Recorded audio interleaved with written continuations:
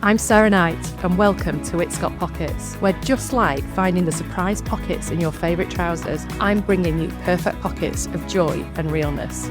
Every week, I'm having unfiltered conversations with women who crack the feck on, even when life gets proper lifey. Women with experience, expertise and wisdom.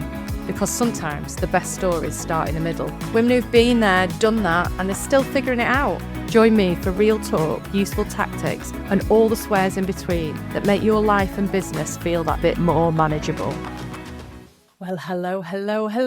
Welcome to another little episode of It's Got Pockets with me, your champion, your cheerleader in your pocket, carrying around with you, just, helping you crack the fuck on.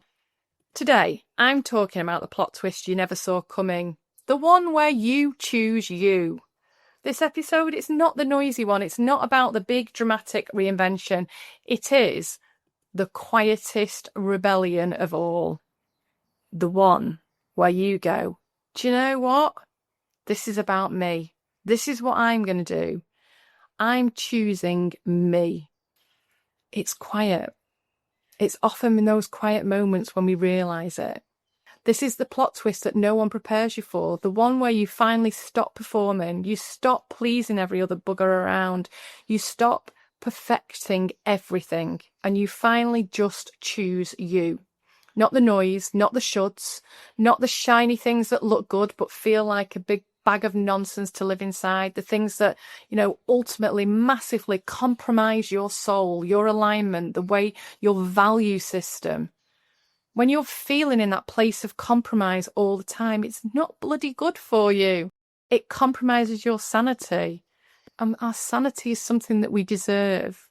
Our unfurling, our becoming. Because here's the thing that no one tells you. The loudest thing doesn't always deserve your attention. The fastest route isn't always the right one. There's no A to B. It's usually A to D. It's usually plot D that works. And you're allowed to want quiet, to want gentle. You're allowed to want space that doesn't always ask you to perform to be allowed in it. And that also includes rest. We don't have to earn rest or peace. We don't have to perform rest. We don't have to deserve rest like it's something we strive for. I just want a moment's peace is what you deserve, not what you have to earn. Some days I know that choosing you is really bloody hard because there's always the thing that shouts louder.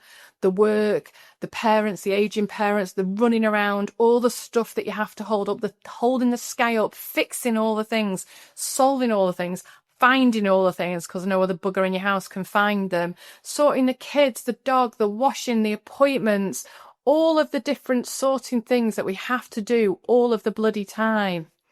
But sometimes we can just press pause. Some days that choice where we choose ourselves is a deep breath, is a walk, is turning our phones off. Although with my sunshine being in Barcelona at the moment, on a rave festival, turning my phone off is definitely not an option because I need to check in that he's alive all the time. Those dark thoughts never stop as our kids grow older. That's an interesting one. Anyway, I digress again. What does it look like? What could it look like? What does choosing you look like? Maybe it's not explaining yourself for once. Maybe it's not fixing a single bloody thing. But for it to work, you have to choose it. You have to be intentional about it.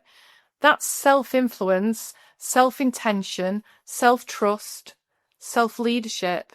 It's about choosing your own direction. It's about choosing to lead your day, your decisions, your energy, and not be led by guilt, by expectation, by what should happen. This is where self-intention comes in. I used to call it self-care, but I bloody hate the term self-care. It's one of those words that makes me cringe inside. It's just been overused constantly. Self-intention is where you intentionally put you at the heart of it all, where you know where to find your fucks, where you know where to place your fucks, and you do it because you choose you. This isn't about abandoning every single thing or about burning it all down. It's about finally living in line with who you actually are, not who you've had to be, not who they've all needed you to be, not who you've trained yourself to become just to get through it all, not who you've compromised yourself to be, because that's what the environment that you've been living in and working in has demanded. You know, whether it's playing the good girl, whether it's doing all the things, working as hard as possible because that thing might just happen. It's different. Self-intention is inner peace, inner knowing. It's that moment where how you feel on the inside matches how that success feels on the outside. It's where you say, this is me now. It's where you place your energy and knowing when to preserve your energy. I did that this weekend. I was joyously, fabulously selfish, and I did not feel bloody guilty for one bit of it. I did what I wanted and what suited me. And it still involved washing, mainly because the washing pile had got to such a stage, even though the husband had been like, oh, there's quite a lot of washing. I'm like, no shit, Sherlock, why don't you do some? But I did actually need to wash my underwear because I was running out, you know, all those emergency knickers that you have waiting, even they were running out as well. You know, I still walked the dog. I still deadheaded the roses. Yes, I am that middle-aged. I do love my little rose garden. I'm singing a song in my head now. But I intentionally chose me. I sat there on Saturday morning and I wrote a list, who doesn't love a list, of what I was choosing this weekend. And then I did it. And today I feel brilliant. I feel energized. And there's behavioral science about this. Your brain's reward system, your dopamine circuits have been trained to respond to external wins, the gold stars, the praise, the performance. But choosing you, pausing, saying no, not fixing everything, that doesn't give your brain an instant hit. It might even flag it as unfamiliar, uncomfortable, risky. Why?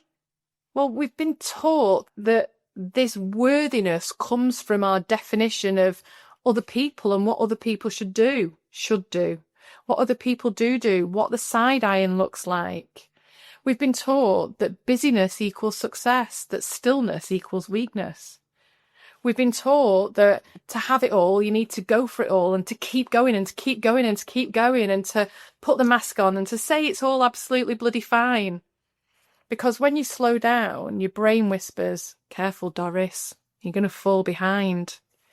I mean, that's what one of my clients said to me this week. I should be further ahead now. I should be further ahead. No, you should be.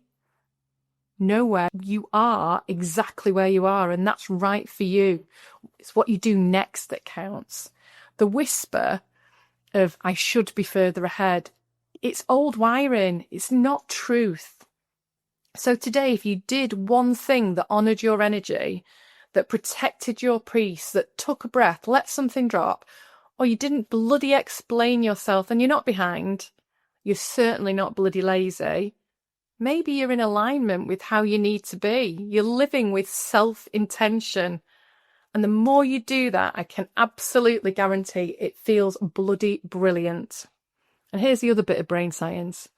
When you think, I have to do something, you know, like I have to go to the gym, I have to get up, I have to do that work, I have to get on that call, I have to put myself out there.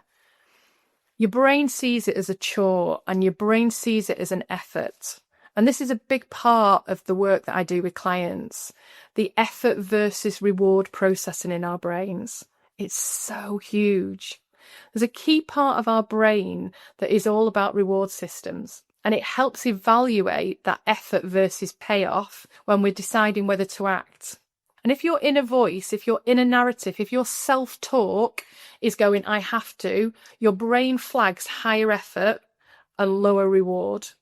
But when you say, I choose to, what happens then is you signal a choice aligned with your values or with pleasure, which boosts perceived reward and reduces effort aversion. There's so many studies out there that show that the emotion part of our brain lights up more with negative framings, with loss, with must, while the rational choice engages more with positivity, autonomy. So saying I have to triggers threat and fear circuits. Saying I choose to activate self-directed, empowered decision-making circuits. When you work with my I Choose Me framework, you're activating your brain's choice and reward systems, and suddenly it's not forced behaviour. It's something you get to, and that feels bloody empowering. Full disclosure though, this absolutely does not fucking work with I choose to make tea every fucking night for the rest of my goddamn life. It is though how we find our fire. Not in a blaze of glory, not in social media worthy declaration, but with a simple exhale, with a tiny no thank you, with the moment that you finally decide that nothing and no one gets to outrank your own peace, your joy, your purpose. You don't need to shout to be sure of yourself. You just need to choose yourself. So here's your little challenge for the week. How are you going to choose you this week? What does it look like? How can you be intentional about it? I'd love to know. Get in touch with me. Let me know. I'll see you next time. Take care. Ta-ra! As we button up another episode of It's Got Pockets, remember that just like that perfect dress with hidden storage, you've got pockets of potential. You can be exactly who you are meant to be with no one getting in your way, not even yourself. Just remember, you're not done yet. That plan B or plan C might be waiting for you. If you've enjoyed this episode and would like to work with me, or simply want to connect, come and find me at sarahknightconsultancy.co.uk, or on LinkedIn, you'll find me as Nighty S. See you next time.